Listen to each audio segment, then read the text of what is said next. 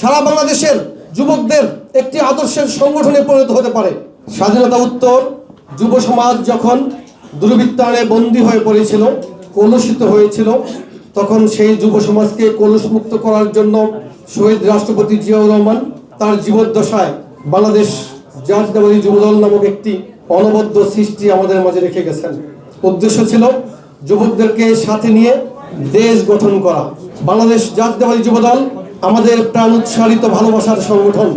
যারা এই সংগঠনের 151 সদস্য কমিটিতে অন্তর্ভুক্ত হতে পেরেছেন, আপনাদের প্রত্যেককে অভিনন্দন জানাচ্ছি, ধন্যবাদ জানাচ্ছি। আমি কৃতজ্ঞতা জ্ঞাপন করছি মাননীয় প্রধানমন্ত্রী জনাব তারেক রহমানকে।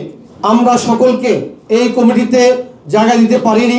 আপনারা নিশ্চয়ই লক্ষ্য করেছেন 5 আগস্টের পরে বিভিন্ন সময় আমাদের যে সকল নেতৃবৃন্দর নামে অভিযোগ এসেছিল, আমরা অভিযোগ বেঁধে কোথাও শোকজ করেছি, কোথাও বহিষ্কার করেছি, কমিটি বিলুপ্ত করেছি, আইন শৃঙ্খলা রক্ষাকারী বাহিনীকে আহ্বান জানিয়েছি গ্রেপ্তারের জন্য।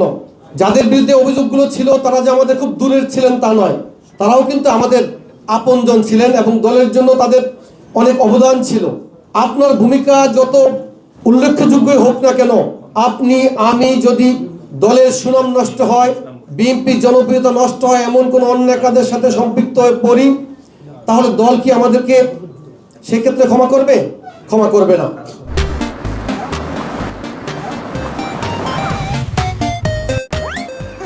যে পদ আমাদেরকে দেয়া হয়েছে, এই পদের যাতে আমরা অপব্যবহার না করি। যুবদল যাতে সারা বাংলাদেশের যুবকদের একটি আদর্শের সংগঠনে পরিণত হতে পারে।